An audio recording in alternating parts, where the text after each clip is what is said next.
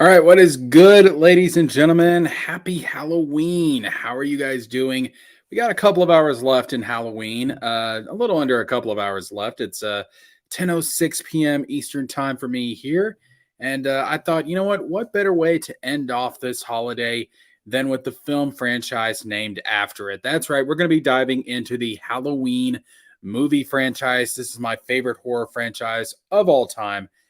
Absolutely love these films. Some of these films I like much better than others. Not all these films are perfect. Not all of these films are amazing, but regardless of all of its flaws, this is still my favorite horror franchise of all time. My favorite slasher franchise, period. I love the Michael Myers films. So, we are going to go ahead and jump into this. We have a tier list already made. This does include all 13 films from the original 1978 classic all the way up until the latest Halloween's Ends, which, of course, is a very controversial film. I don't know whether you've noticed or not, but yeah, on the internet, it is a very controversial film. So, um, yeah, we're going to be diving into this. Let me just check real quick and make sure everything is running smooth over on YouTube. Um, all right, so there we go. Yeah, everything is good. Everything is smooth. Okay, so let's dive into this, baby. But before we start ranking these films, we are going to get ourselves in the mood for Halloween. So let me go ahead and pull up some Halloween music. Here we go. There.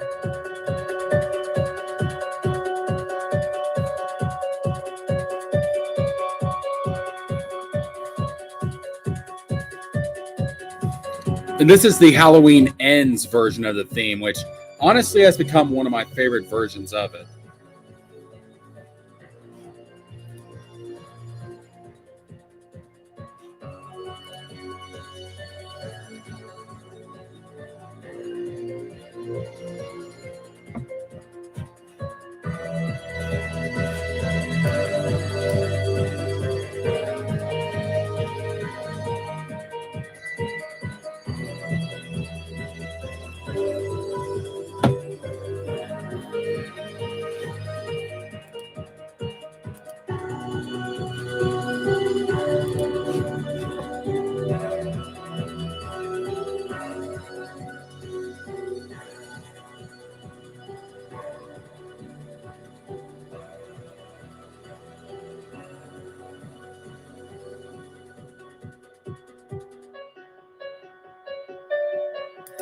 All right, I think that's good enough. All right, so definitely had to get ourselves in the mood for some Halloween fun. How can you not love that theme? I mean, that theme is so iconic. It's up there with, the Star Wars theme, the Star Wars opening crawl theme. It's up there with all the greats. It's up there with the Indiana Jones theme. It's up there with the Superman theme.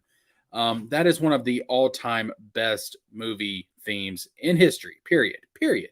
Even if you don't like the movies, you know that song. All right, so um, and it's still played in neighborhoods and haunted houses and Halloween mazes all over the country every single year. It's one of the best film themes ever. Period.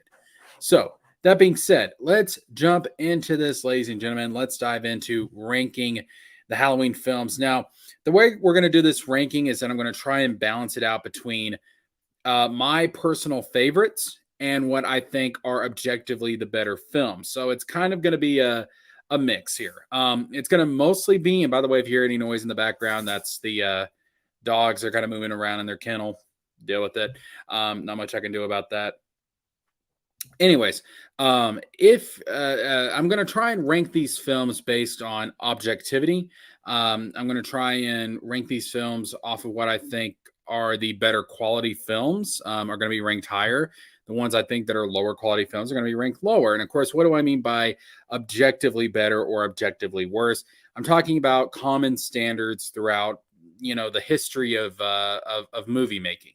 Whether it be like lighting, aesthetics, writing, consistency, character consistency, things like that, things that we have come to recognize as standards of the industry, standards of the craft of the art.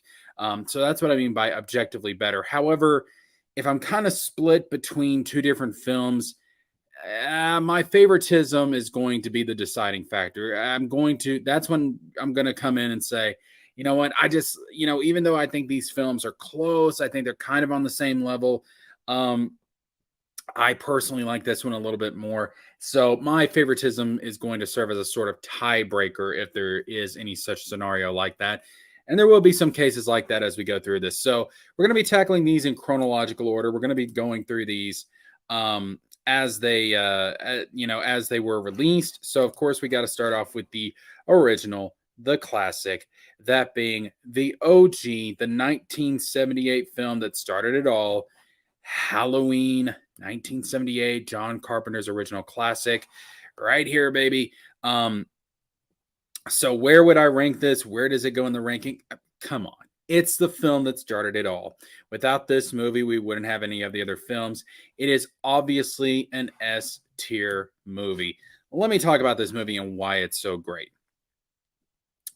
Not only was this movie the highest grossing independent movie before, I think the Blair Witch Project was the first movie to beat it out. So for a long ass time, again, that was like, when was Blair Witch? That was like 1999, I think it was. So for pretty much 21 years, yeah, Halloween was the highest grossing independent film of all time up to that point. And you can see why. I mean, this changed horror forever. If you don't have Halloween, if you don't have Michael Myers, this original movie, you never get Freddy, you never get Jason.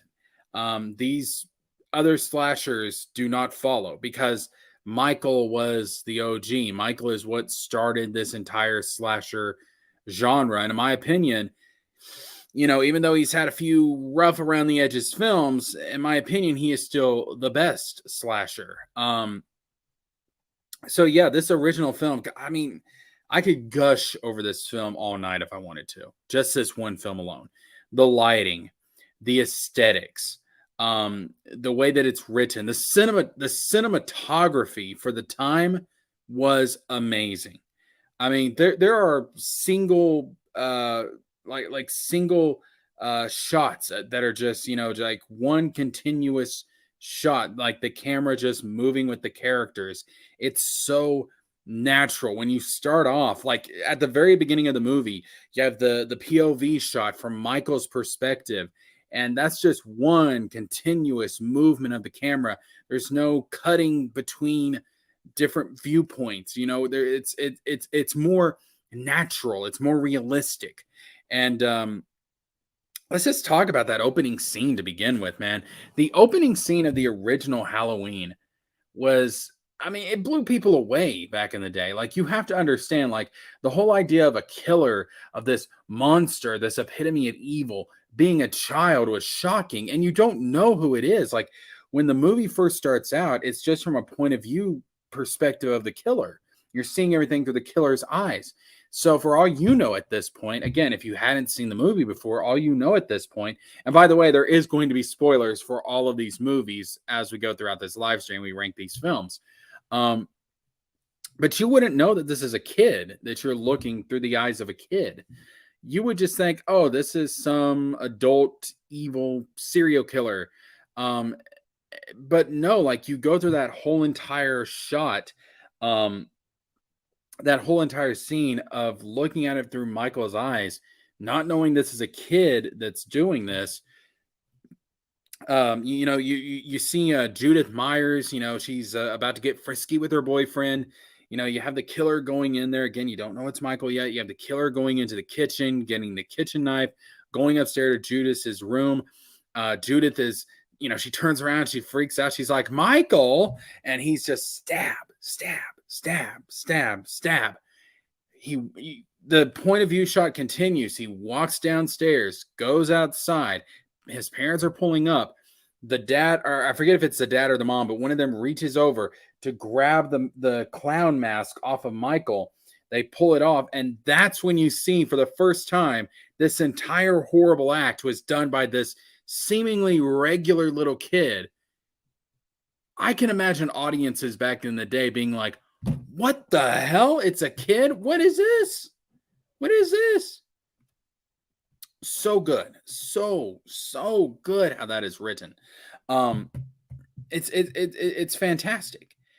And then you jump from that and you go into when Michael's older and stuff. The next character that we really get introduced to, who is it? It's Dr. Loomis. Dr. Loomis, hands down, one of the all-time greatest characters in any slasher film.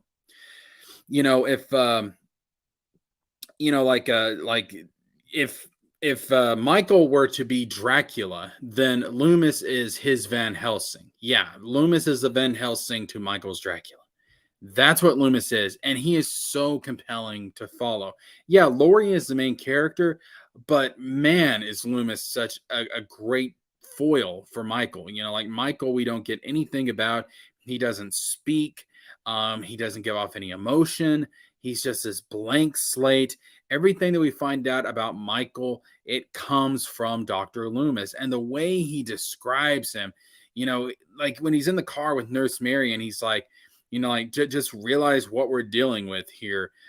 Don't underestimate it. He doesn't call Michael a he calls Michael an it. Michael is less of a human and is more so this just force of nature. Like as the credits describe him, he is the shape. He is just pure evil.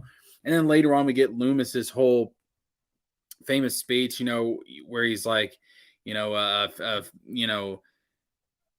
I first met that boy 15 years ago. In 7 years, I tried to reach him only to realize there was nothing there. And for the next 8 years, I tried to keep him locked up. He had these blank, these black, emotionless eyes, the devil's eyes. And it's like, holy shit.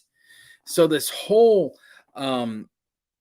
thing with Dr. Loomis, like the way he describes Michael, I do apologize for the background noise. The dogs are being rowdy. I don't know why. They're usually asleep by this time of night. But the way that Loomis is just describing Michael, in fact, you know what? Actually, I'm going to pull up, while I'm thinking about it, I am going to pull up Loomis's speech. Let's see here. Dr. Loomis speech. I can't show it on screen, but I'll have the audio playing so you guys can listen to it for yourself. Oh my goodness. Yes. Dr. Loomis discusses Michael Myers' evil. Come on, ads. I am seriously just thinking about going ahead and paying for YouTube Premium because I am so sick of the ads. Yes, I know HBO Max. It's an HBO Max ad. I don't care. Okay, here we go. We got it. So let me go ahead and play it. I met him 15 years ago. I was told there was nothing left. No reason, no conscience, no understanding, and even the most rudimentary sense of life or death, of good or evil, right or wrong. I met this 6-year-old child with this blank, pale, emotionless face and the blackest eyes, the devil's eyes. I spent 8 years trying to reach him, and then another 7 trying to keep him locked up because I realized that what was living behind that boy's eyes was purely and simply evil. What do we do? He's been here once tonight. I think he'll come back. I'm going to wait for him. I still think I should notify the radio and television. No. If you do that, they'll see him in every street corner. They'll look for him in every house. Just tell your men to keep their mouths shut and their eyes open.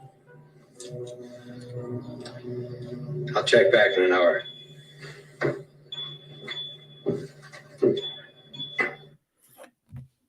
Just watching that sends chills down my spine. It is so good how that scene is written. And again, Donald Pleasance, the way he plays it off is so masterfully done.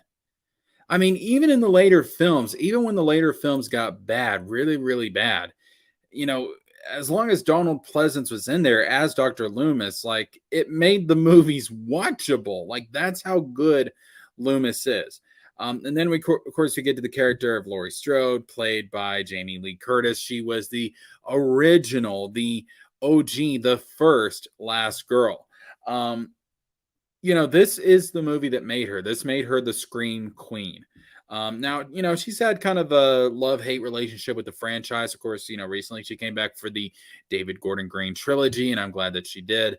But in this movie, she plays it very, very well. Now, of course, the whole sibling thing did not exist in this original film, despite what some people try and argue. That was something that came into Halloween 2. We'll talk about that here in a second. But Lori, in this movie, like she is the typical, she's very innocent compared to her friends, because you have people like Annie, you have people like Bob, and I forget, what is the name of Bob's girlfriend? I forget.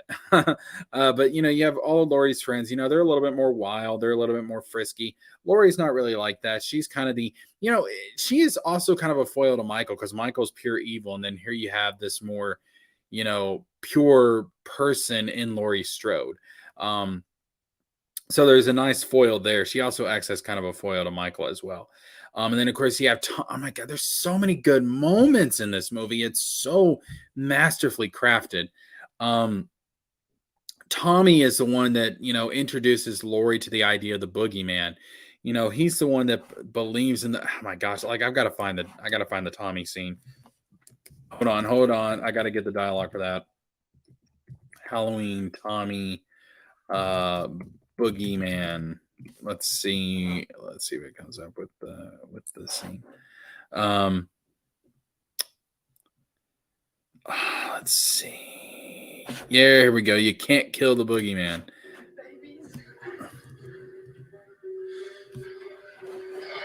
I'm gonna take a little walk. Was it the boogeyman? I'm scared. There's nothing to be scared of. Are you sure? How? Killed him. You can't kill the boogeyman. You can't kill the boogeyman. And then later on, when we see Loomis shoot Michael, he goes to look at the body and Michael disappears. That was reiterating the message. You can't kill the boogeyman. You can't kill pure evil. It's like, so many good scenes, bro. Like, I can't even begin to just, I mean, I could just do a whole 2 hours about this one movie. That's how freaking well written and well done that it is. And yeah, like the way that they designed the town Haddonfield, it looks like, a typical Midwestern town. And it's just to show you, like, I remember hearing a review once where somebody said, Jaws made you afraid to go back into the water. But Halloween brought the evil, brought the predator to your home, to your neighborhood. So now, typical suburban America where you think you're safe is no longer safe anymore. And it's like, that's one of the things that makes this so scary.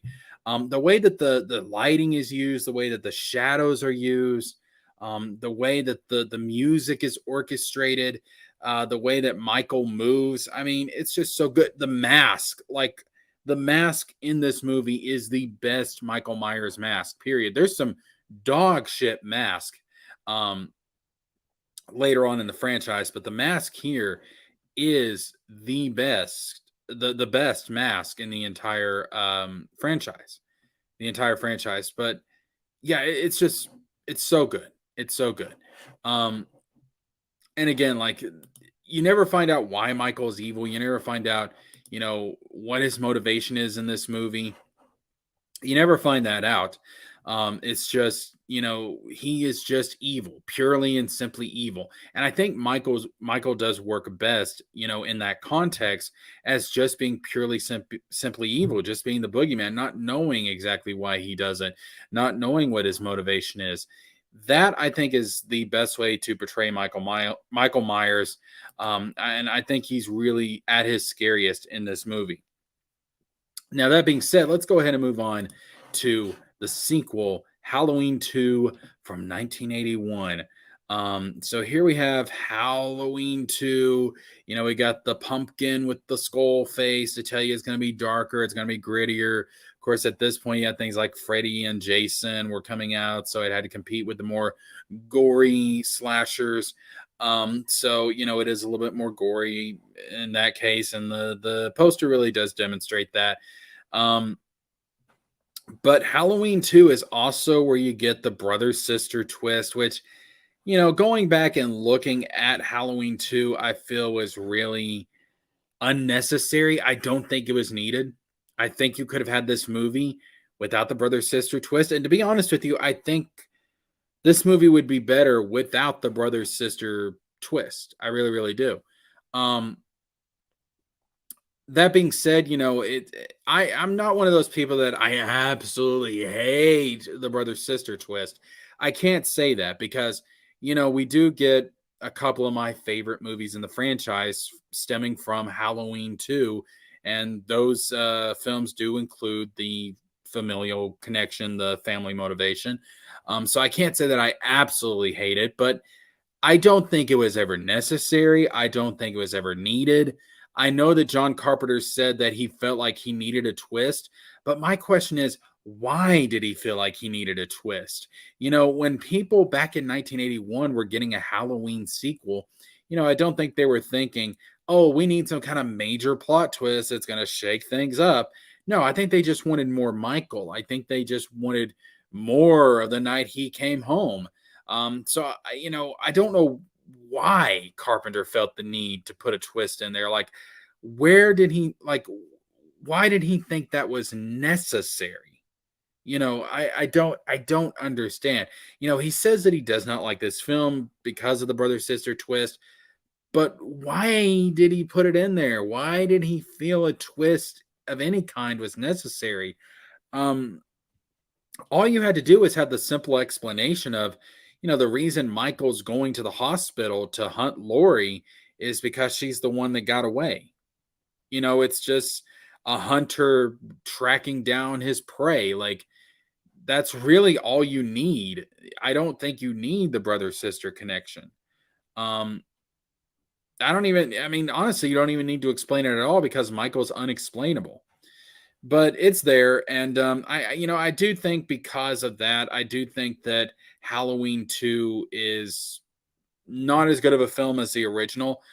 But let me make something very, very clear here when it comes to Halloween 2. When it comes to Halloween 2, there are times where I'm watching Halloween 2 and I actually enjoy it more than the original Halloween. I actually think it's a bit scarier.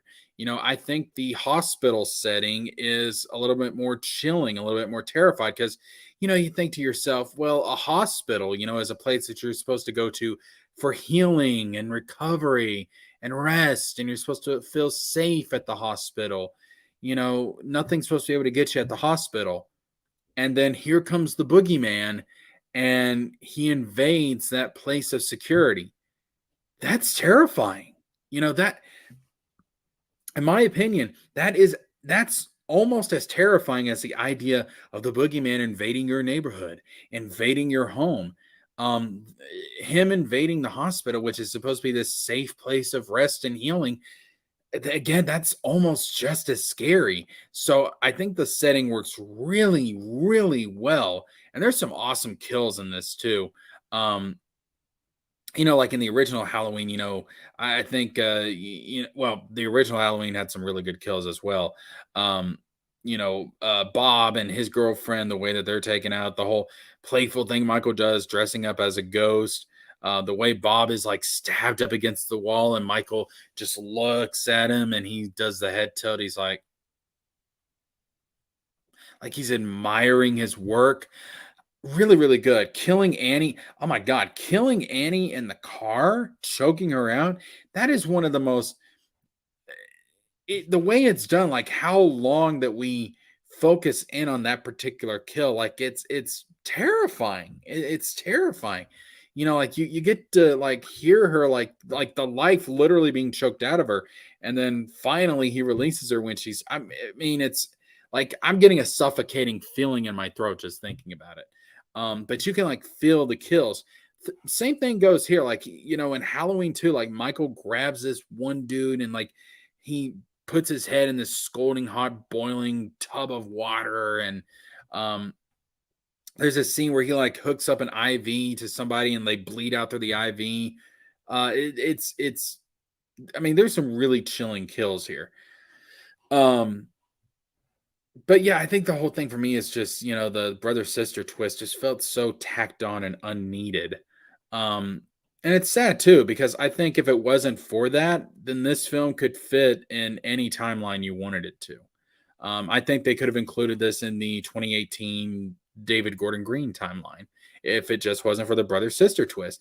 And again, if you take out that scene where Marion reveals that Michael and Laurie are brothers and sister, um, it doesn't change the film. It just doesn't change the film at all. The film still goes pretty much the same because Laurie never finds out in the movie that she's Michael's sister. Like it has no effect on her. Something else I thought was interesting was the whole scene in the elementary school where you have the as Loomis calls it, the Sam Hain scene. It's really Samhain talking, Michael writes in blood on one of the chalkboards or the marker board or whatever. He writes Sam Hain, Samhain. Of course, that being the original Halloween festival that the Druids practice and everything. So it does kind of give a little bit more the supernatural element. Again, not a heavy focus on the supernatural element. There's always been a supernatural aesthetic to Michael. There's always been a subtle supernatural element to Michael, but even in the first film that was there, but it was not. It was subtle. It was not focused on. It was just very slight. It was just kind of hanging over things. Here they go a little bit more into that, maybe kind of suggesting that Michael and his durability and his ability to seem to pop up out of nowhere and him, attacking on Halloween, that his powers, if you want to call it that, may have some connection to the holiday itself. Which if you were going to go in a more supernatural direction with Michael, then I think tying Michael into the holiday of Halloween itself, Samhain itself, actually makes a lot of sense. So as we'll see later on, there is one film in particular where they do try and do that, and I think they go way over the line. And then they go way too far with it. But here, I think they kind of get a really good balance. But yeah, the brother and sister thing is just the one thing that kind of makes this film lower than the original Halloween. So what I'm going to do is I'm also going to put this in S rank. To me, Halloween 2 is still the best Halloween sequel, period. It's the one that feels the most like the original. It has the original mask, though it has been deteriorating a little bit because it's been 3 years and it was in I forgot her name. Oh my gosh. Whatchamacallit's house, and she was Deborah Hill. That's it. It was in Deborah Hill's house, and she was a heavy smoker, and so the mask got some yellowing to it because of that. Whoops, did not mean to go that far up. But despite its flaws overall, I do think it is the best Halloween sequel. And honestly, there are times where I actually enjoyed this movie more than the original, which I know to some people is sacrilege. But, I think it, if I was to say the original Halloween is a 10 out of 10, I would say Halloween 2 is probably a 9 out of 10 overall.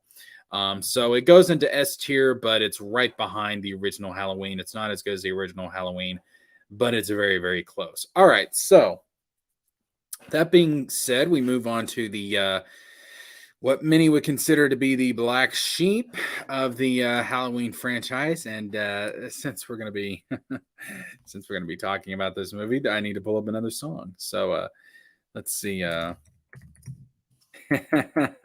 we go. Okay. And please, dear God, do not give me a freaking ad. I do not need an ad. A breakfast croissant. And of course, I get an ad. God, I hate YouTube's ads.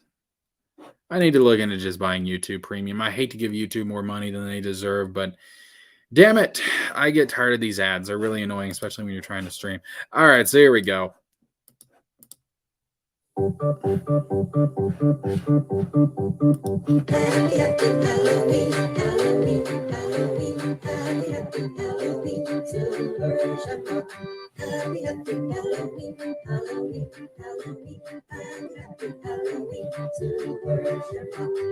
It's almost time, kids.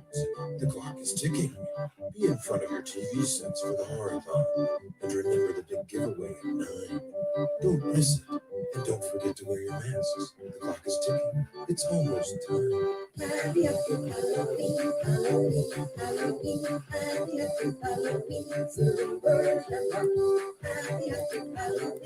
Oh man. Okay. So that song, that song hits. I mean, that song hits different. So we have Halloween 3 Season of the Witch. Now, this film was not liked very much at all when it first came out. That's obviously because it doesn't include anything about Michael. It's not meant to be about Michael. The original idea that John Carpenter had for the Halloween series was not to be a Michael Myers centered series. It was supposed to be an anthology franchise. It was supposed to be, each new film in the series would be focusing on a different story that was centered on the holiday of Halloween itself. So, the original Halloween was supposed to be about a serial killer that kills on Halloween. And then they wanted John Carpenter to come back, and of course, he wanted to do the anthology thing. They said, "No, we want you to do something about Michael." So he was like, "Okay, freak it, Halloween 2, but I'm gonna kill off Michael." And of course, Michael, was supposed to die in Halloween 2, because he and Loomis blow up. As we'll see in Halloween 4, though, they didn't blow up quite enough. We see Michael on fire and he seemingly drops dead. He was supposed to drop dead in Halloween 2. Halloween 2 was supposed to be the end of Michael Myers. And then Halloween 3 was going to be the start of the anthology. So that's why Halloween 3 is so different. It was supposed to be this new story that was centered on the holiday of Halloween. This is a movie that took me a long time to finally get around to watching. I had not seen Halloween 3 Season of the Witch until last year. That was the first time I saw it. And the reason I had no interest in seeing is, because it didn't include Michael Myers. So I thought, it's probably going to be crap. Boy, was I wrong. Like, this movie is actually really, really good. It's don't go into it, expecting, don't compare it to the original Halloween. Don't compare it to any of the Michael Myers stuff. All right. Just go into it and think of it as its own separate horror film. Just think of it as Season of the Witch. There you go. Just think of it as Season of the Witch. Don't even include the Halloween. If you go in viewing it like that, this movie is really, really good. Now, there are some goofier moments, like the whole thing with the robots, the androids and stuff. I'm just like, okay, that's kind of weird. But the overall plot of the movie, I think, is actually pretty damn terrifying. This idea of a cult, this idea of, these druids, they're coming back, and there's this whole thing with Stonehenge, and essentially what it is I'm getting a notification up here. 1 second, guys. Okay, there we go. So essentially what it is, you have this company called the Silver Shamrock Company, and they're producing these Halloween masks, and these masks have these chips inside of them, and these chips contain a piece of Stonehenge, and there's like this whole ritual that's going to happen on Halloween night when these kids wearing these Halloween masks or watching this TV commercial. Like, the TV commercial is designed in such a way it's going to activate the piece of Stonehenge inside the mask. I know this sounds convoluted, but when you watch the movie, it's really, really cool and really, really creepy. But when that happens, it does the most horrific thing imaginable I can think of. One of the most horrific things imaginable I can think of happening to a kid. And that is, it actually causes the kid's head to disintegrate into snakes and spiders and scorpions and all this nasty stuff. And they even show an example of this. They have this test set up where this kid and his family, this kid's wearing the pumpkin mask, and he's in there and he watches the Silver Shamrock commercial, and the spell kicks in. He falls over dead. And it's so sad too. The kid's gripping his head, and he's like, oh God, you can tell he's in a lot of pain and he falls over dead, and you see snakes coming out and spiders and all sorts of stuff, and it's like, holy shit. And they're going to do this to a shit ton of kids on Halloween night. And again, spoilers, but the way that it ends, like, you're not even sure if the main protagonist, if he's able to stop this. He tries to stop this from happening, and it ends on a cliffhanger. You don't even know if he's able to actually stop it or not, or if all these kids are just fucked. And it's like, damn, son. So, like, this was a really good movie. Like, it sounds convoluted, but when you actually sit down and watch it, there's a lot of stuff in this movie to love. And so yeah, I really enjoyed this movie for what it is. Again, it has nothing to do with Michael Myers, but I think it's good for what it is. And so I'm actually going to be putting Halloween 3 in the A rank. Now, again, I don't think it's as good as the original Halloween or Halloween 2, but for what it is on its own, it's a really good movie. And I think if you haven't seen it, go check it out. All right. Just, don't go, I mean, it's got nothing to do with Michael Myers, but it's its own thing, and it's cool as hell. And I would love to see them go in the anthology route today. Now that, the David Gordon Green trilogy is over, let's go in the anthology route. Like, I would love to see that. All right, so people did not like that Michael was absent from Halloween 3. So in Halloween 4, Michael Myers returns. So Halloween 4, funny story about Halloween 4. Halloween 4 was actually the first Halloween movie I ever saw. So when I was a kid, this is the first film that I saw of the entire franchise. It's the first time I ever encountered Michael Myers. And, I hold there's a very special place in my heart for this movie.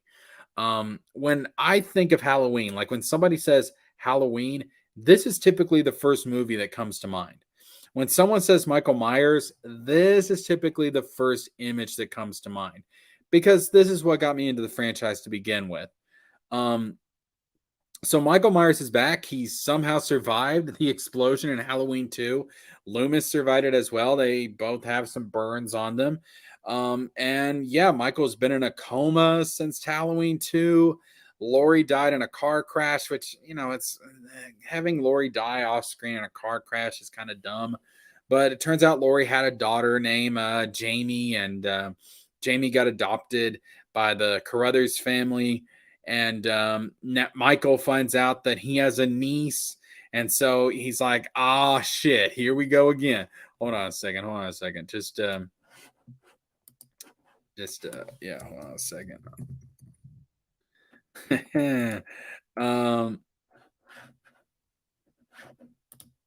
Oh shit! Here we go again. Yeah, just imagine that with Michael Myers.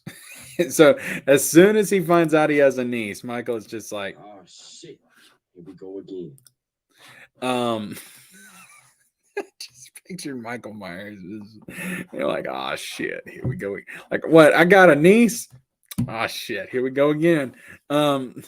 And like he's being transported in this ambulance from Smith's Grove Sanitarium to some other place, and he like stabs his thumb to the paramedics head, and it's like, oh hell, here we go. Loomis finds out he escaped, and Loomis is like, ah hell, man, here we go. Like, I gotta hunt this some bitch down again. And Michael's back in action, and this is a really good return for Michael Myers. Like, this film, it has its issues, it's got its problems, but it is a fun ride. And again, I think this is definitely one of the better sequels, in my opinion. The character of Jamie, child actors are notoriously difficult to work with, of course. But Danielle Harris as Jamie Lloyd does a remarkable job. Like, she was like, she acts terrified, she acts afraid in this film, because in some scenes, hold on, I just gotta do this again and just picture Michael in my head saying this. Just, oh shit, here we go again. So, like, that's a hilarious mental image, bro. That gives me an idea for a video to do later. Okay, so all right. Anyways, yeah. So Michael, I lost my train of thought, dude. So Jamie, I really related to a lot in this movie because I was about her age when I first saw this movie. So when I saw her freaking out when she was running from Michael, um, I related to that because it's like, yeah, that's how I would be reacting too. I would be scared as shit too. And actually, Danielle Harris actually, like, she was legitimately scared in some of the scenes. Like, they actually had, I forget who plays Michael in this movie, but they actually had to get him to take off the mask, and be like, hey, you know what? Remember, it's just a movie. I'm not really trying to kill you, blah, blah, blah, blah. And she actually, got along pretty well with the actor that plays Michael in this movie. But Daniel Harris was really, really good. One of the better child actors, definitely. It's just a shame later on in another movie that comes down the line that she kind of, got the short end of the stick, unfortunately. But yeah, like, she's really, really good in this movie. Her adopted sister, Rachel, is also really, really good. I mean, she is one of the best characters in the franchise. Seriously, as far as like protagonist goes in slasher films, Rachel and Jamie are two of the best. And like how protective Rachel is of Jamie, I loved it, man. Like, having a big sister like Jamie, like, that's what you want in a big sister. Oh my goodness. Like, she is so good. Unfortunately, she's going to get the short end of the stick in the next movie, but we'll talk about that here in a second. Um, and like when it looked like she was about to fall off, when she fell off the roof trying to run away from Michael, like, I was like, oh no, don't tell me she's dead. And then later on, like, she has this whole thing where she's in a truck and Michael's on the road. She just floors in. She's like, die, son of a bitch. And I'm like, yes, get this asshole. Oh, it's good, man. Like, it's really, really good. But again, there are some flaws here, um it's not as good as the original. I don't think it's as good as Halloween 2. But the mask is kind of shitty in this one. And it's not shitty in and of itself. Like, it's just bad compared to the original Michael Myers mask. Like, if you take the original William Shatner mask and you compare it to Halloween 4 is a major drop off in quality in terms of the mask. But like, let's just say, like, this was the mask they used in the original movie. All right. If this was the if the mask and oh my gosh, if the mask in Halloween 4 was the original mask that they used in the original film, and we didn't have the William Shatner mask to compare it to, it's not that bad of a mask. It's really not. It's creepy in its own way. But compared to the Shatner mask, it's nowhere near as good. Anyways, this is a personal favorite film of mine. Again, it's the first Halloween film I ever saw. I have a lot of nostalgia for it. If we were ranking this based on favorites, honest to God, this thing would probably, it'd probably be an S tier if we were ranking it just on favorites, for sure. And something else I got to talk about here before I give it its official ranking, that is the ending. The ending of Halloween 4 is one of the best endings in any horror film I have ever seen. Oh my goodness, bro. Michael, it looks like he's dead. He got shot down by the mob. It looks like, Loomis even says, like, Michael Myers is finally in hell. And, it looks like everything's great. It's going to be a happy ending. And then we get another point of view shot, very similar to the opening of the original film. And somebody walks in on Jamie's adoptive mother. She's pouring a bath for Jamie. And then this person stabs Jamie's mother over and over and over, similar to how Michael stabbed Judith. And then, we turn to the staircase. Loomis looks up and we see Jamie holding a pair of scissors covered in her stepmother's blood. And it's like, holy shit, the evil has passed on to Jamie. And it's this really, bittersweet ending because it's like Michael is dead, but the evil lives on. It's kind of similar to what they try and do in Halloween Ends, but I think it's done better here. And the way Jamie looks, the way Danielle Harris looks, and the clown costume, again, she's wearing a clown costume similar to what Michael wore when he killed Judith. And the way that she looks covered in blood, and she's just got this look on her face, just emotionless. And it's, it's just like, whoa. I mean, that was one of the most, to this day, that is one of the most shocking endings, period. I mean, it is so, I praise that ending so much. And honest to God, they could have ended the franchise right there. They could have ended the franchise right there. They could have said, you know what? Michael is dead, but the evil lives on, and just left it there. It could have been this is a horror franchise. We don't need a happy ending all the time. It could have just been very bittersweet, where it's like Michael's dead, but the evil lives on. Not only that, but the evil lives on in Jamie. And it's like, whoa. It's like, shit. It's tragic as hell when you think about it, like this little girl, like possessed by this evil, passed from uncle to niece. Like, damn, son, like that ending to this day, that ending sends chills down my spine. So good. I love that ending. So, if I was ranking this simply on favorites, honest to God, I might be willing to actually say that Halloween 4 is S tier. I can't quite put it up there in S tier, though. There are some, when you compare Halloween 4 to Halloween 1 and Halloween 2, it's just not on the same level from a technical perspective, from a storytelling perspective, but it's still really, really good. I think it's just below S tier, so I'm going to put it at the very top of A tier. Again, if I was ranking this just on favoritism alone, it'd probably be up here, but I don't think objectively I can do that. So I'm going to put it at the very top of A tier. All right, so far, all of the films that we've gotten so far, Halloween 1 through 4, have been pretty damn good. We got 2 in S tier, we got 2 in A tier. Ladies and gentlemen, boys and girls, children of all ages, here we go. This is where we get into the bad Halloween films. I mean, the really bad Halloween films, okay? This is where we get to Halloween 5, The Revenge of Michael Myers. This is where the franchise started to really go downhill. This is where the major problems come in. This is a shit fest of a film. Good God. It's not the worst Halloween film, but every time I go back to rewatch it, and that'll tell you something, because at least this one is rewatchable. I can't say that for some of the movies on this list, but every time I go back to rewatch this movie, it gets a little bit worse for me every time.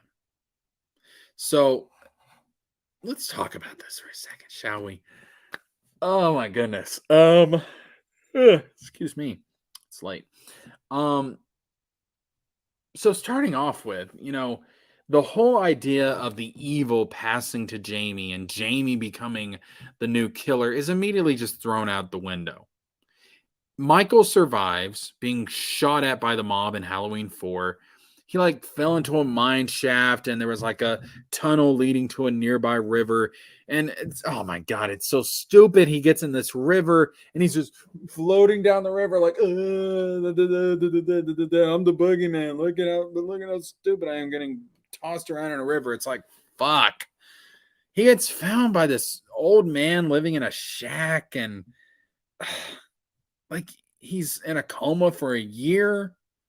And this old man's just taking care of him for some reason, never explained. And then Michael finally 1 year later on Halloween wakes up and he just kills this guy. And it's like, holy shit, this is terrible. Right off the bat, it's terrible. And then you see this thorn tattoo on Michael's wrist, and they're setting up for Halloween 6, and they didn't know what they were doing. The whole Cult of Thorn thing wasn't even thought of at this point. They literally said that they just threw the shit like this in, and they were going to leave it up to whoever made the next film to figure it out. Oh my goodness. So Michael's back. The whole idea of Jamie being the next killer is completely thrown out the window. There's this weird psychic connection between Jamie and Michael, and Jamie's mute for a lot of the film. And then Loomis is at his worst in this film. Oh my God. Like he's grabbing. Oh my God. Let me just find a scene. That way you guys can hear it for yourself. Like the way, oh my God. Halloween 5, crazy Loomis. Like what he does. Oh my God, man. Like Loomis in this movie. Let me find the one where he's actually, oh Christ, where is it? Where is it? Where is it? Where is it? Where is it? Where is it? Where is it? Oh my God. Hold on. I just saw something else that I just remembered about this film, about how bad it is. Let's see. I think this might be the scene.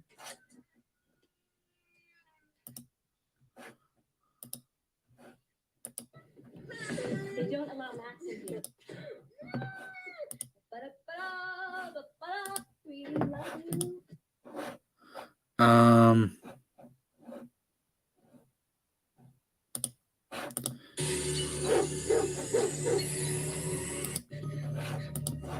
no, I want to find. I've got to find the freaking crazy Loomis scene. Like it's so bad, bro. It's so bad. Oh, here it is. Here it is. Here it is. Oh, Christ. Jamie needs to get some rest. Jamie, are you okay? Come on. Oh, here we go, man. Like this is, listen to Loomis. Like this is awful. Here he is alone with Jamie. And just listen how he berates this messed up kid. Tell me what you know. Right. Right, what you know. Jenny, please. Please. Like she's first of all, Danielle Harris is doing like really, really good in this scene. But yeah, like that's not even the worst of it, man. Like there's one scene with Loomis. It's just I'm trying to find it here because like Loomis, like he's just batshit crazy. Like he really is.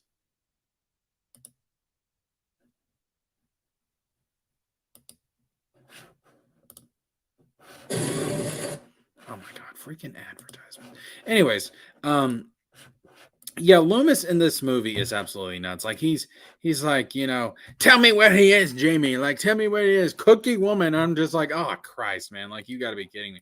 Like Loomis in this movie is off his freaking rocker, bro. Like the way that he berates this little girl in it. Oh, here it is. Ah, I found it. Yeah. We both know it. You gotta help me, Jamie. You gotta help me to find him. We both know he's alive. But you know where he is. Like he's just grabbing her. Why? Why are you protecting him? What about your stepmother, Jamie?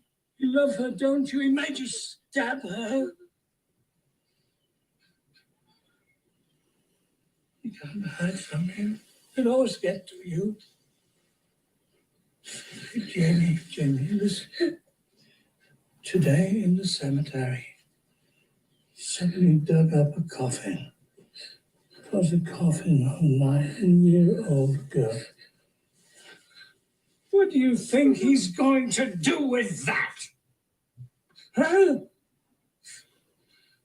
You're 9 years old. Like this is such an uncomfortable scene. Jamie? Dr. Loomis, leave the little girl alone. Yeah, like that's my reaction. Tears won't get you anywhere. Help me to find him. We'll find him together. There's a reason why he has this power over you. Did you ever wonder what it is?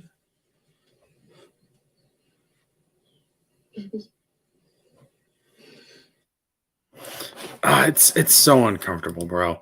And then, like, Loomis isn't even the worst part of this. It's Tina. So Rachel, like, who is a really, really good character, they kill Rachel off right at the beginning of the freaking movie. Like, she's killed off in, like, I don't know, it's like the first like 20 minutes or something. They kill off Rachel. So you kill off one of the best characters. Sorry, guys, my hair is like driving me crazy right now. So you kill off one of the best characters in the entire franchise, only to replace her with Tina? Like, are you serious? Like, bro, come on. So, Halloween 5 Tina, annoying. Like, let me see if I can pull up that. Like, Jesus Christ.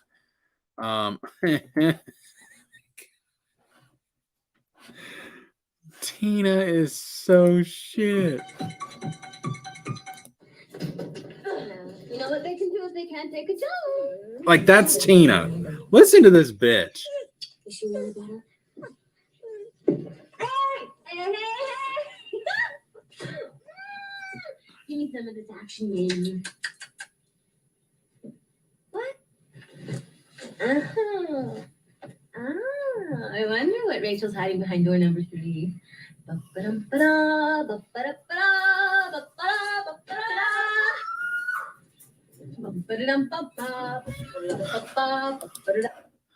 my God.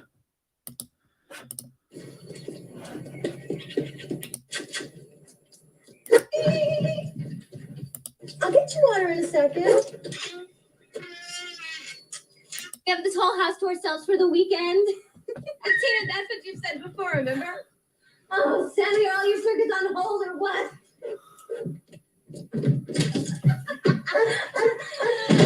I thought Rachel was sticking around. Oh, I did too. But I guess she decided to go out to the country with her parents. Oh, that's canines now. Like she's, and you know what? There's this one scene where like Michael is coming to get her, and she's like in danger and stuff, and Jamie's trying to warn her again because of this whole psychic connection, and I mean, it's like, don't you have any sense at all? And Tina's like, not if I can help it. Like, Tina is absolute shit, man. Like, I cannot stand this bitch. It's awful. And when she dies, I felt nothing. That being said, like later on, like Michael sets one good thing I will say about this movie. Michael sets up this whole thing, this whole set up with like Rachel's body, and like he killed a dog that Jamie liked, and like he sets him up in this room in the Myers house, which, oh my God, the Myers house doesn't even look like the Myers house. Like it's the exact like the Myers house is a very iconic, distinct looking house, and the house they have here is nowhere near looking like anything even remotely close to the Myers house. Now, that being said, it's a cool looking house. Don't get me wrong. It looks cool. If it was in any other movie, if it was any other house besides the Myers house, it would be cool. Like, it's a really cool looking set piece, but good God, it is not the Myers house. Like, I can't believe they actually expected people to be tricked by this. I can't believe they actually expected people to think that this was the Myers house, because it's not. It's not the Myers house. But I mean, it's a cool looking house, but it's not the Myers house. Anyways, and then the mask. The mask. Oh my God, the mask is so shit. Like, the neck is just hanging out. The neck of the mask is just hanging out. It's so shit. There was one good kill scene in this, and that's when Michael's in the barn and he's got the scythe, and he like slashes up this couple having sex and blood flies on the hay. That was actually a really cool scene. And that's like the only scene where the mask looks somewhat creepy. Other than that, the mask looks absolutely just ridiculous. And then also like there is this one creepy part where Michael has like this child-sized coffin and Jamie lays in it, and it's really like she's trying to hide in it, but Michael knows she's there. He's about to kill her, and like that scene, the setup is cool, but then when we get to the scene, and I'm gonna actually see if I can find that scene while I'm at it. Halloween 5. Yeah, Halloween 5 Uncle Boogeyman. So, am I offline? Why am I offline? Hold on a second. It's saying I'm offline. I'm not offline, am I?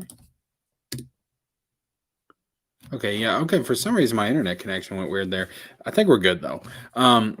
So there's this scene where she's laying in this coffin, and, she like Michael's about to kill her, and she's like, Uncle Boogeyman?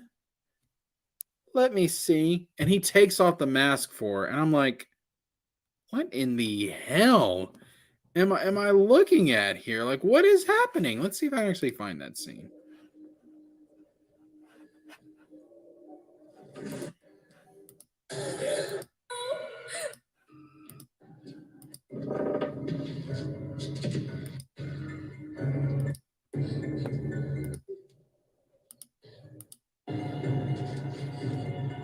Uncle? Boogeyman?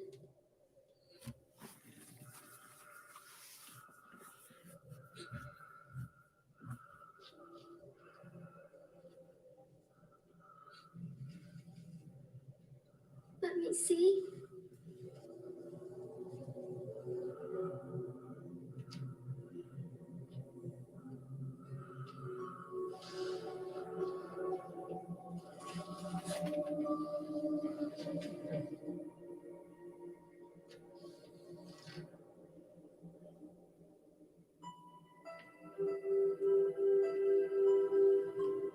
You're just like me.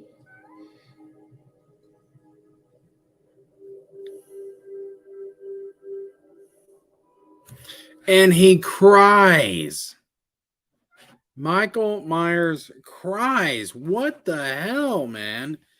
Oh, like that's what, like, this is supposed to be the epitome of evil, and you make this guy cry. Like, what the hell? Not only that, but they get this close up of his eye. His eyes were shot out by Laurie in Halloween 2. And now suddenly they've regenerated? Like, what the fuck? Like, what? And that's not even, like, I mean, that's bad, okay? That scene is bad. But then you also get the whole thing with Crazy Loomis again. Michael's coming after Jamie after this. And what happens? What happens?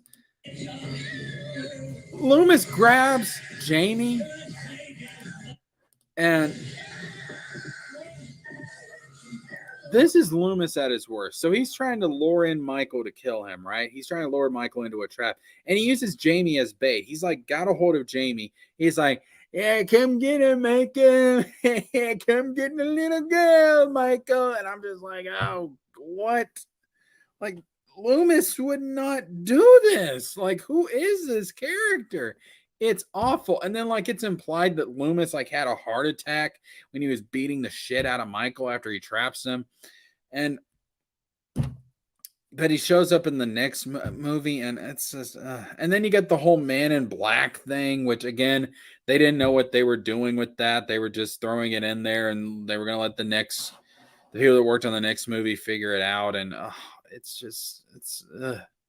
I'm tired of talking about this film. So Halloween 5 is bad. It's really, really bad. Yeah, Halloween 5 is really, really bad. So where does Halloween, but it's not the worst Halloween movie. So I'm probably going to stick Halloween 5 down in C rank. Yeah. It's not the worst Halloween movie. I can still go back and rewatch it. Oh shit. Hold on. I got to do this. I would hate myself if I didn't do this. Halloween 5 cop scene. Look at this, or listen to this. So there's a scene with these two cops in this slasher movie, and this is the music they play.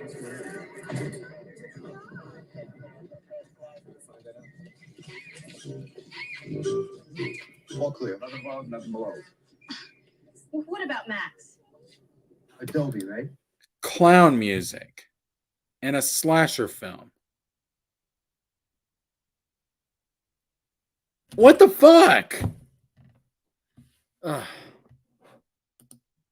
Oh, one good thing I will say about the movie. Another good thing I will say about the movie. That, I mean, again, the movie is mostly shit. The scene where Jamie is trapped inside of the laundry chute and Michael's trying to stab her through the laundry chute, that is one of the most tense scenes in the entire franchise. All right, that is one of the most tense scenes in the entire franchise. It's actually one of my I know, I can't stand this movie. This is a shitty movie, but that one scene is one of my favorite scenes in the entire franchise. Go look at that scene. That scene by itself is just like, it's scary as fuck.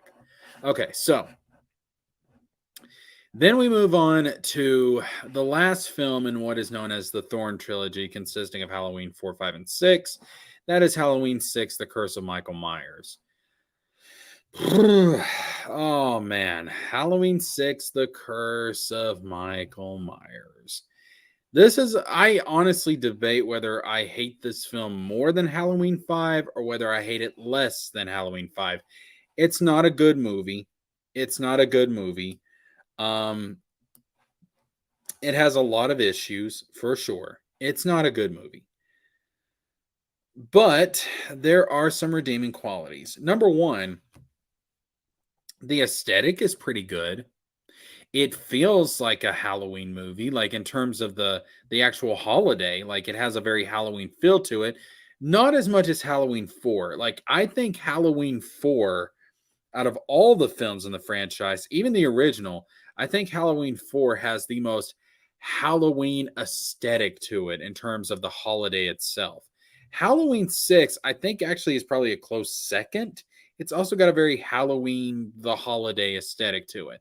There's some very good kills in this movie, like where Michael ends up killing the stepmother of or not the stepmother, the I don't even know what they are, man. They're part of the Strode family, and remember in this continuity, the Strodes adopted Lori, but like this is like her uncle's, like her adopted uncle's family. It's so stupid. Like, see, this is what I'm talking about. This whole family connection. So now we went from Michael hunting his sister to Michael hunting his niece to now he's hunting the uncle of the family that Lori was adopted into. These people have no blood relation to him. What the fuck is this all about? Like, it is a phenomenal stretch. But when he kills off, I guess it would be Lori's adoptive aunt, I guess, when she's like running through the laundry outside that's hanging up on the line, and he takes the axe and he kills her. Like, that's actually a really good kill. I think it's one of the most memorable kills in the series. And then like the uncle in this movie, like he's like the brother of Lori's adopted dad or something. I don't know. Like he's an asshole when he gets killed. Like I loved it. Like fuck that dude. But then like his daughter, which I guess would be Lori's adoptive, like, do you see how stupid the family thing gets at this point? Like, it's really fucking stupid. Like the adoptive cousin of Lori, I guess that's what she would be, has this kid named Danny, and like there's the whole coat of thorns, and like, oh man, like it's wow, this movie. I mean, this gets pretty damn bad. So you had the whole cult of thorns. The man in black was part of this cult that had this curse placed on the Myers family, and specifically Michael, and that's where the whole thorn tattoo came from. And like that, that explains his seeming immortality and why he's so evil. And like apparently like he only appears on Halloween nights when the constellation of Thorn is in the sky.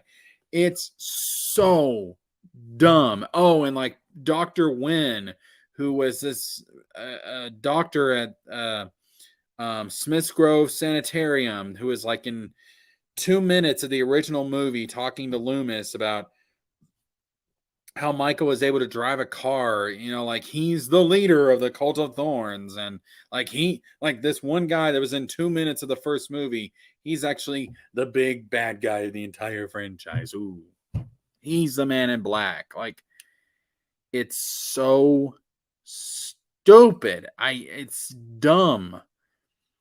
I mean, it's not like in a different film this wouldn't be somewhat interesting. Again, they kind of did the occult thing in Halloween 3 and it was done well there.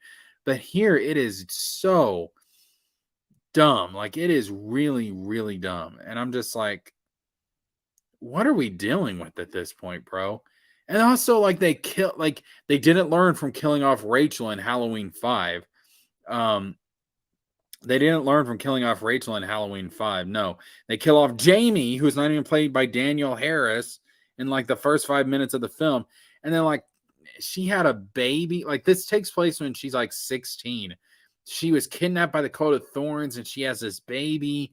And it's kind of implied that it's an incest baby, that Michael impregnated Jamie. And I'm just like, what the fuck? I mean, and this is Donald Pleasance's last film that he's in as Dr. Loomis, because he actually died before this movie came out. He died shortly after the movie was filmed. And what a awful movie to go out on. Like, this is really bad. This is really, really freaking bad, bro. Like, I can see why they stopped this continuity after this movie. Like, this is really bad. They bring, like, Paul Rudd is playing Tommy Doyle in this, and like he's this very like creepy dude who's obsessed with learning more about Michael to try and stop him. And just wow. I mean, it's bad. I mean, it's really bad. So they're trying to keep Michael from killing his incest baby that he had with Jamie. And there's like two different cuts of this. There's like one where Michael kills Loomis off screen, and there's like another one where Wynn transfers like the duty to be Michael's guardian over to Loomis. Like, it is so stupid. And I go back and forth as to whether this movie is worse than Halloween 5. And I'm like, well, Halloween 5 kind of created all this stuff with the Cult of Thorns to begin with. And then 6 made it worse. But then at the same time, like, 6 visually looks really, really good. The Michael Myers mask is like, this movie has the best Michael Myers mask since Halloween 2. Like, this is a really good Michael Myers mask. Not as good as the original mask, but still pretty decent. So I go back and forth on this one. But it's still pretty bad. Like, they're setting up this whole thing about Danny being this little kid, Danny being the new Michael. It's just like, oh boy. Like, you can see why this killed the, why this, you know what? I like really thinking about it. I think I probably dislike this movie more than Halloween 5. Okay. So I'm putting this in, but again, visually it looks cool. There's some cool kills in this. Michael looks cool. So it's not the worst of the franchise. So I'll put it in C tier, but I think I probably, I don't know, man. You know what? I might give it a little bit of an edge over Halloween 5. I'll put it slightly above Halloween 5. Okay. But still, this movie was so bad that they had to go back and they erased the Thorn continuity. And so they just went back to Halloween 2. And that's where we get Halloween H2O.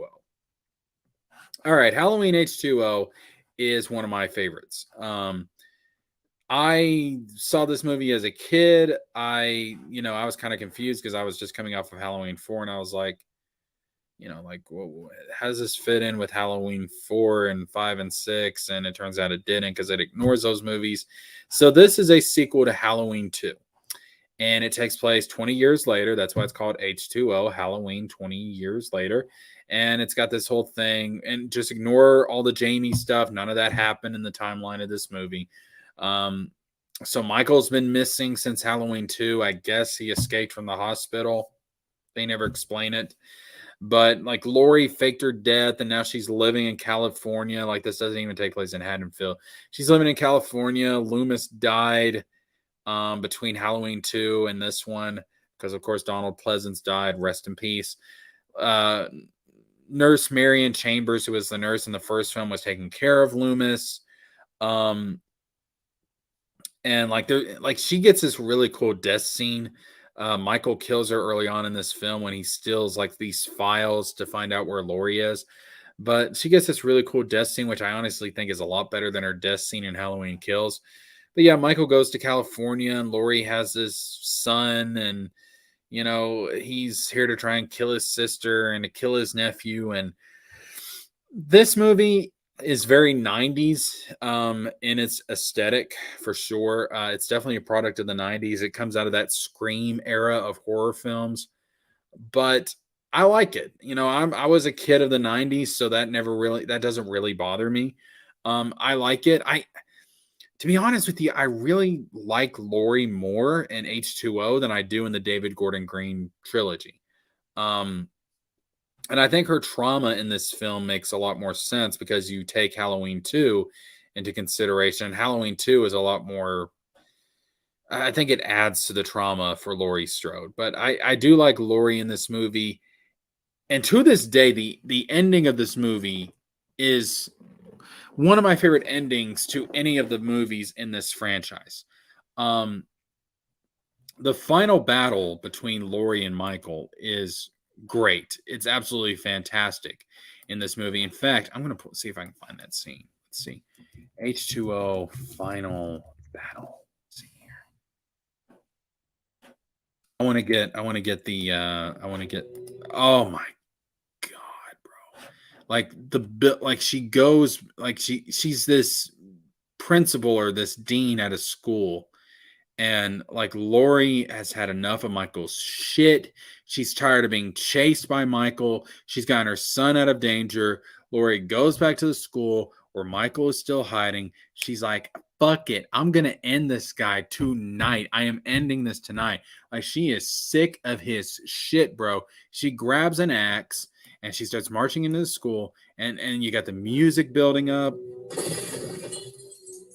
Like she's pissed.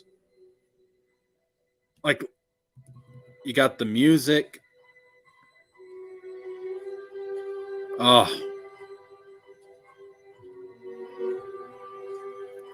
Wait for it. Wait for it.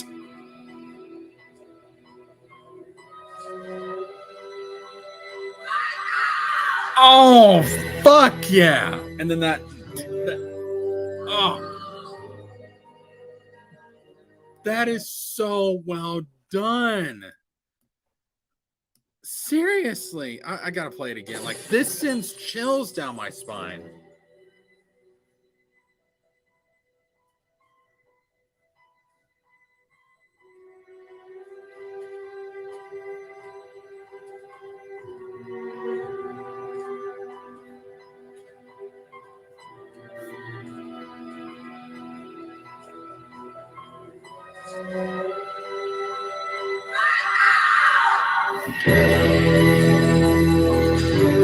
Oh.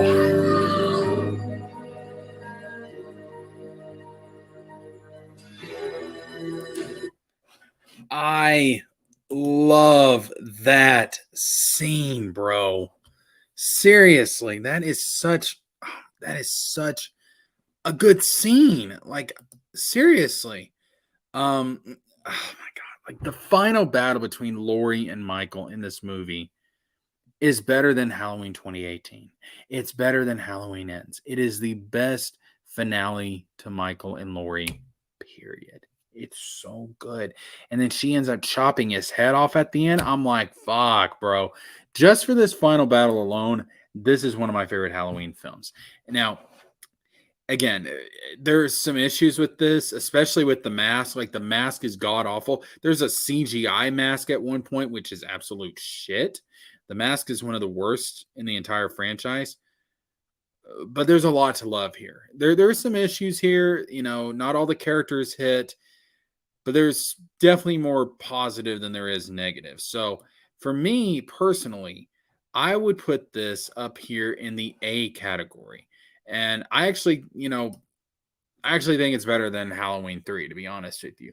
I don't think it's as good as Halloween 4, but it's up there. It's up there. So it definitely goes into the A tier, in my opinion. Okay. So now we're going to get into some of the really shit films. So next we have Resurrection. And I'm going to tell you right now, Resurrection, that's an instant D tier.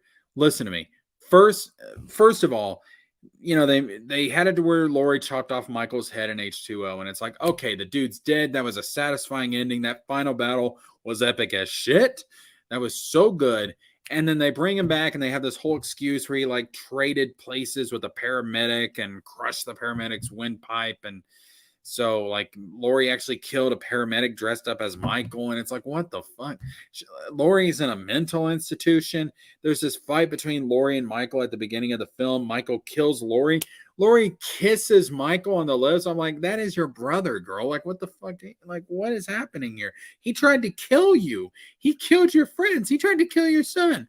What the hell are you doing? Like, it's stupid. And then the movie gets worse. It's this reality TV show with Busta Rhymes, and it's like a Survivor thing in Michael Myers' house, which at least I will give this film credit for one thing. At least the Myers house in this movie looked like the freaking Myers house, unlike in Halloween 5. But, oh, this is a dog shit movie. I mean, this movie is it's dumb. Like, I have not gone back and rewatched this movie in years. I refuse to see this movie again. It is that bad. So it gets in the D tier. However, you're going to have to wait to find out if it's the worst Halloween film. So this movie was so bad that they had to reboot the entire thing. And that's where we get Rob Zombie's Halloween. Okay. Let me just go ahead and say this. I'm not a fan of Rob Zombie's films. All right. I'm not a fan of zombie style. Like, Rob Zombie's stuff is just not for me, and that goes for his Halloween films. I'm going to go ahead and tell you this movie is in the D tier as well. This is one of the worst of the Halloween films. Absolutely. It's pretty damn bad. And oh my God. The first part of this movie is so bad, bro. Like, the whole white trash family. It's so Rob Zombie, and it's so dumb. Like, one of the things that made Michael scary was that he came from a normal, traditional American family. Like, it wasn't like Michael was abused growing up. It's not like he had a bad childhood or anything. He was just a normal kid who, for some reason, one day just killed his sister. Like, he just became evil. The sudden shift in Michael is one of the things that made him scary. You don't explain it by saying he had this bad childhood and shit. It's stupid. The first part of this movie is absolute dog shit. That being said, the last third of this movie, when Michael is actually out killing people, it's not that bad. I'm not gonna lie. Like, when Michael actually gets out of he actually escapes and he goes back into Haddonfield and he's going around killing people, it's not that bad. The scene where they're like in the empty pool and Loomis is shooting him and stuff, and Robert McDowell's Loomis is also pretty damn good as well. It's not that bad. Like, the last part of this movie is not that bad. So, because at least a third of this movie is watchable and actually somewhat enjoyable, I think it's better than Resurrection. Then we get to Halloween 2. And again, I'm going to put Halloween 2 in the D tier. I don't know what to say about this movie. Like, you've got the whole symbolism with Michael's mom. You got Laurie turning evil. You've got the white horse symbolism. This movie is one of the weirdest fucking things I have ever seen in my life. I don't get it. I mean, this is like the first part of Rob Zombie's Halloween is awful. It's unwatchable. But practically the entirety of Halloween 2 is unwatchable. It's utter shit, dude. It's just the only good part was the opening scene at the hospital, and that was a dream sequence, for God's sakes. Here's the thing. Halloween Resurrection, as bad as it is so bad that it's entertaining. Halloween 2 is just unwatchable bad. Like Resurrection is so bad that you actually are entertained by how bad it is. But Halloween 2, I don't ever want to watch this movie again. It is the worst Halloween film, in my opinion. I can't stand this movie. All right, so that brings us to the David Gordon Green trilogy. Might be a little bit of controversy here. So we get to Halloween 2018, and Halloween 2018 is, in my opinion, I think Halloween 2018 is one of the better films. I think it's one of the better sequels. I don't think it's as good of a sequel as Halloween 2. But in my opinion, from the way it's created, the quality of the film overall, the way the characters are written, it's definitely better than all of these. By a long shot. It's better than both of these, definitely. It's better than, I think it's better than Season of the Witch. I think it's better than H2O. Even though I do like the final battle in H2O more than I do the final battle in 2018. I think it's kind of on par in a lot of ways with Halloween 4, but I do think it slightly beats out Halloween 4. So this is going to be my final Halloween movie that ends up in S tier. That's right.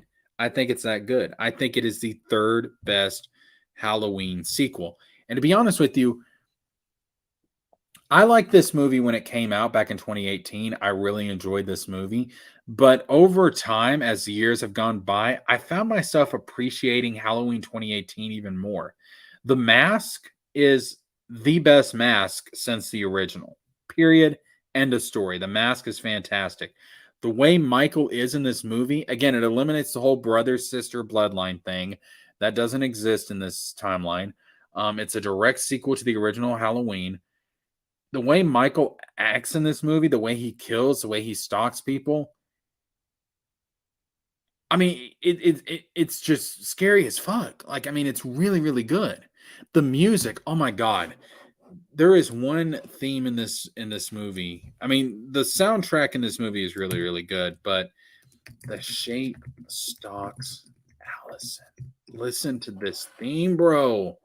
This theme is so good. Put her up. Ticket. And of course, we get an ad. As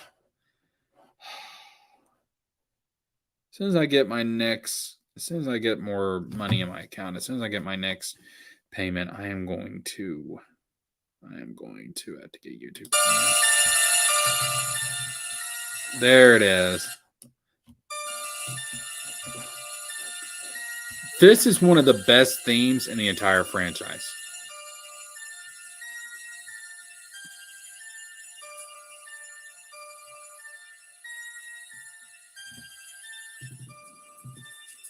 Like this is on par, honest to God. This is on par with the original Michael Myers theme. Oh, and those drums.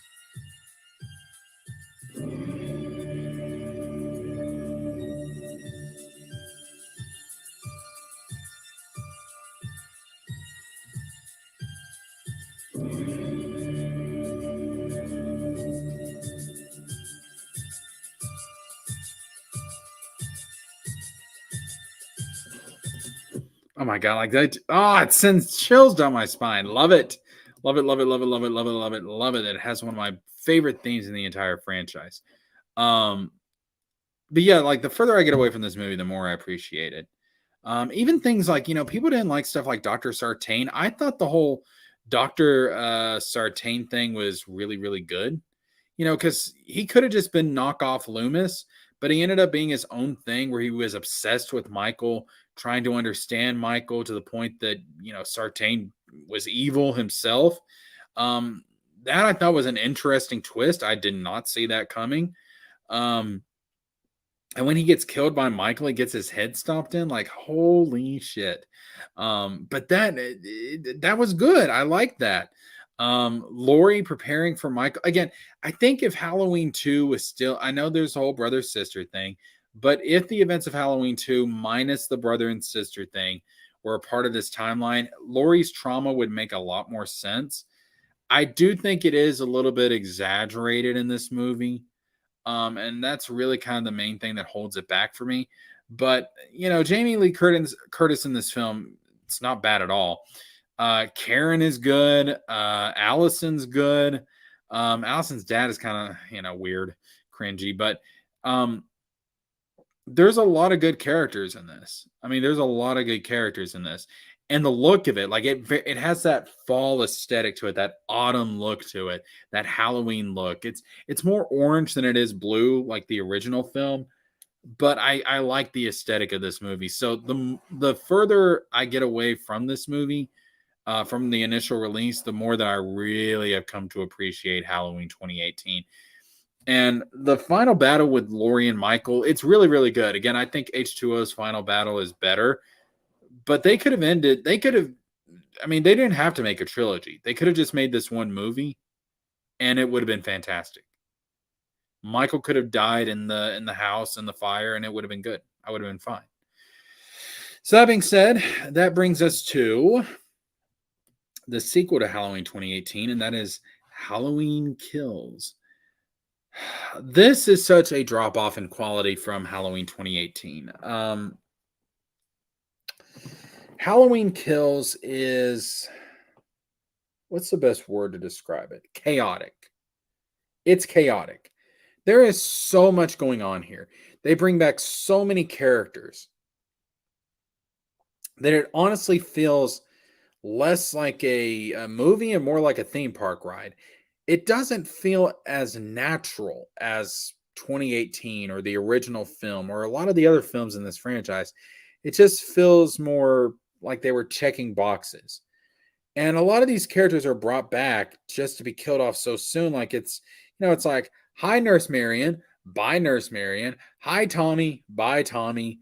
It's hi, Lonnie, bye, Lonnie. It's just like, it could have been done better.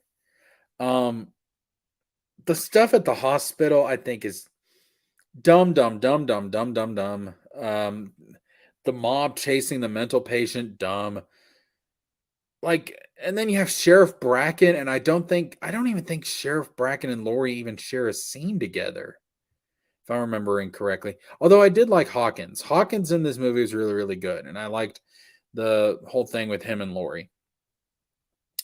Karen was fantastic. Karen was one of the highlights of this movie. And then you have the gay couple that was at Michael's house. What the hell is that? Like, that was like, they were like a comedy duo. You know what I mean? Like, they were like the comic relief. And I'm just like, bro, this is a horror film. This is a slasher fic or a slasher film. We don't need comic relief. What the hell are you doing? It was so goofy and cringy. That couple was like the cops from Halloween 5. Like the cops had their own clown music and stuff. Like that, the couple in Halloween Kills was like that from Halloween 5. Like, that's how cringy and goofy and just like out of place that it felt. I was like, what in the what? But I did think Karen was really good. And there is some good kills in this movie, no pun intended, but like you have whatchamacallit, the elderly couple, like Laurie's neighbor, her neighbors, like the the guy that like the lady like gets the what's it called, the fluorescent light bulb stabbed through her neck. I was like, oh, what the oh, ew, nasty. No.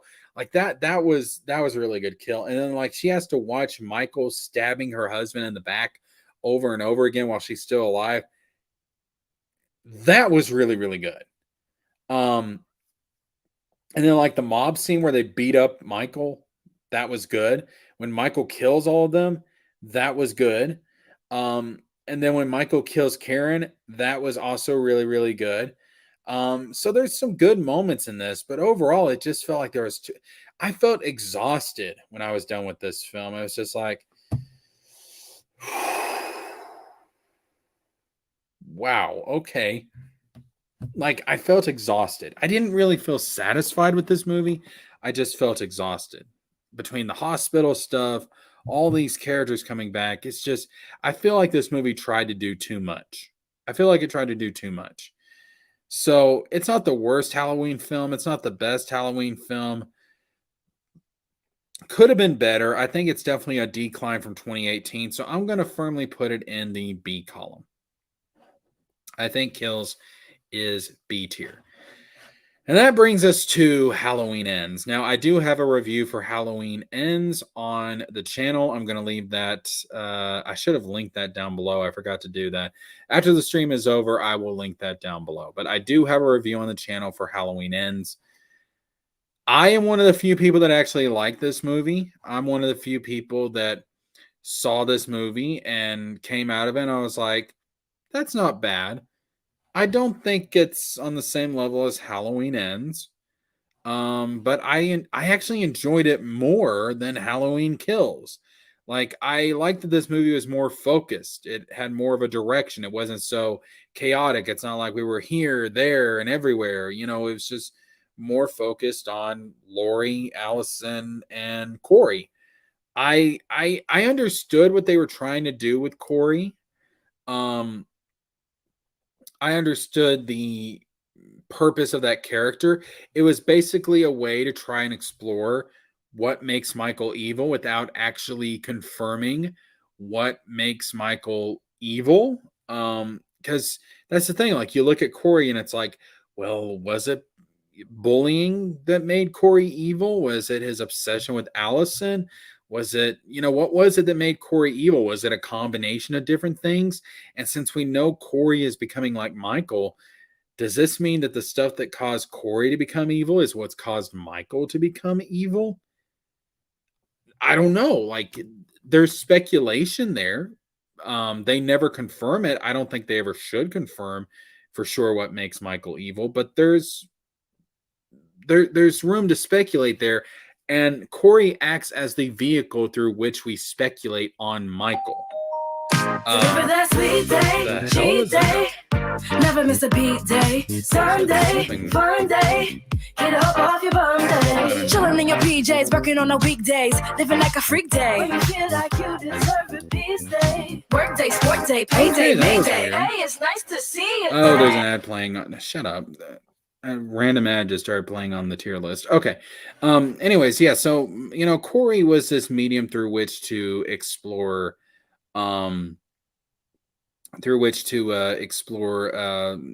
Michael's evil. And, the whole message of the movie was, okay, Michael is just a man. And I know people are going to say, well, that contradicts what Lori said in Halloween Kills, because Lori was like, oh, the more he kills, the more he transcends. Coming out of Halloween Ends, I was like, oh, what Lori meant was something metaphorical. It's not like he's literally transcending. It's not that he's supernatural. What she means is that the more he kills, the more notorious he becomes. The more that he becomes not so much just her boogeyman, she becomes the town's boogeyman. And we see that in Halloween Ends, because every Halloween since 2018, every time there's a murder on Halloween, they're wondering, is it Michael? Could it be Michael? Everybody's looking around the corner. Michael. Michael becomes the town's boogeyman because of what happened in Halloween 2018 and Halloween Kills. And I'm like, that's what she meant by transcending. He's becoming more notorious. He's becoming the town's boogeyman and not just her boogeyman. Because in 2018, Michael was more so just her boogeyman. And by the time of Ends, he is the town's boogeyman. And I'm just like, okay, that makes sense. That's kind of creative. I like that. So I understand what they were trying to do with this movie. Did they succeed in every aspect? Obviously not. Or else this movie would not be panned as much as it is. Was this the right direction to go for the finale of this trilogy? Probably not. I think they probably should have just gone with the original idea, which was to have all three films set on the same night, all of them taking place on Halloween 2018, and Halloween Ends comes to an end, early in the morning, November 1st, and the sun rises and blah, blah, blah, blah. I think they probably should have gone with that. That probably would have been better, would have made people a lot happier. But I'm not against what they tried to do here. Could it have been done in a better way where you had more involvement from Michael? Yes. But I did like the idea of the boogeyman just being a man. I did like the idea of age finally catching up with him and making him sick and unhealthy. I did like the final battle between Laurie and Michael. I don't think it's as good as the final battle in 2018. I don't think it's as good as the final battle in H2O, but it's a decent fight nonetheless. She finally kills Michael. I love the funeral, the quote unquote funeral procession for Michael at the end, where they put Michael on top of the car and they drive his body through town, because it's showing everybody he's dead. The boogeyman is dead. Yes, Tommy, you can kill the boogeyman. I liked that. I thought it was pretty damn good. I thought that was a great way to finally bring finality to Michael, and having pretty much the entire town see Michael go into the trash compactor. It was like, okay, he's dead. Because one of the things I did not want them to do was to set up sequel bait. For the love of God, do not set up sequel bait. Just end it. All right. The franchise is going to get rebooted in 10 years anyways. But give us, for this particular timeline, a nice conclusion to the story that started with that original movie. And I got that in this film, and I'm fine with it. Was it perfect? No.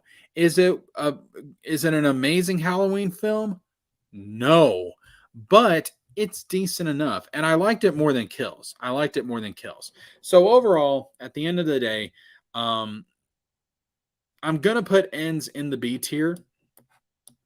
And I'm going to put it ahead of Halloween Kills. Not a perfect movie, but I liked it for what it was.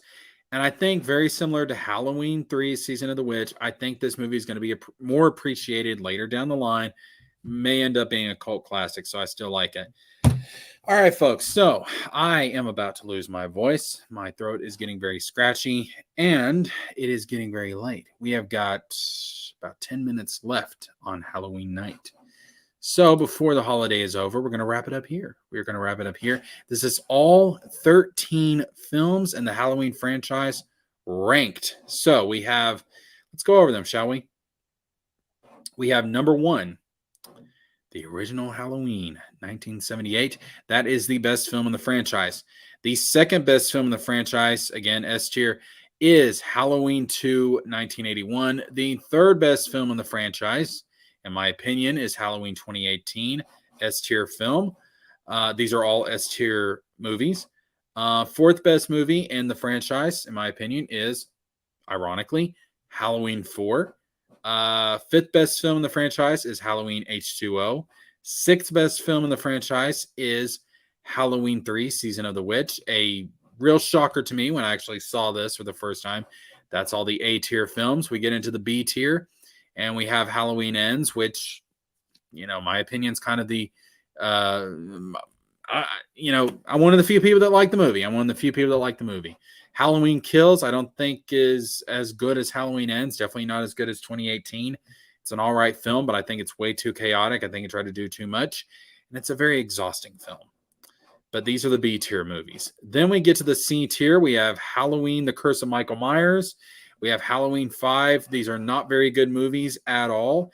And honestly, depending on the day, I would actually switch where they rank here, which one I like better than the other one. But today, I like Halloween 6 more than I like Halloween 5. Tomorrow, I can change my opinion on that. And then we get to the worst of the worst. Rob Zombie's Halloween. This D tier, the worst of the worst. Rob Zombie's Halloween. Halloween Resurrection. And then last but not least, Halloween 2. Rob Zombie's Halloween 2, I think, is the worst Halloween film in the franchise. But there it is. That is my ranking for all 13 films in the Halloween franchise. I can imagine a couple of these picks being somewhat controversial, but tell me what you guys think down in the comments section below. That being said, we are going to wrap it up here, ladies and gentlemen. So give me your rankings down in the comments section below. Really interested to see what you guys have to say and where you would put certain films in this franchise in your personal rankings. That being said, I am actually going to, let's see here. I am going to download this because I might want to save that later on. All right, there we go. But yes, that is my opinion on the Halloween films. That's where I would rank them. Give me your rankings down in the comments section below. And of course, happy Halloween, ladies and gentlemen. Also, tomorrow, I'm going to have a major announcement. Be on the lookout for that. I'm going to be announcing something major for YouTube, for my presence here on YouTube and on other social media sites. But yes, I have got a major announcement coming tomorrow. So if you want to find out about that major announcement, click that subscribe button, click the bell for notifications. Of course, if you like this video, if you like the stream, click the like button. If you're into gaming, check out my gaming channel. That's also going to be linked down below. After the stream is over, I'm going to post a link to my, excuse me, I am losing my voice. Sorry, guys. After the stream is over, I'm going to be posting a link to my review of Halloween Ends if you guys want to check that out.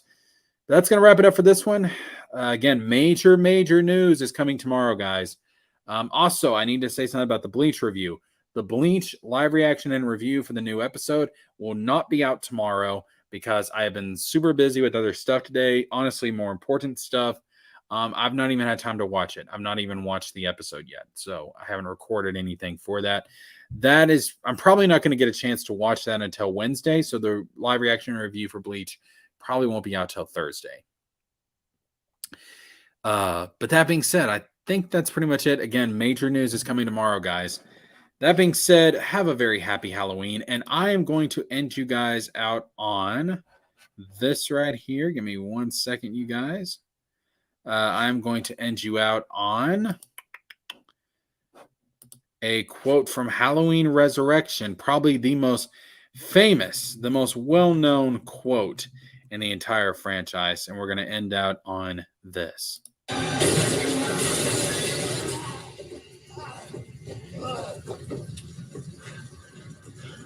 Trick or treat, motherfucker. All right, guys. Have a happy Halloween. Thanks for tuning in. I'll see you guys in the next one. This is Jessica James with the Z, and I'm signing out.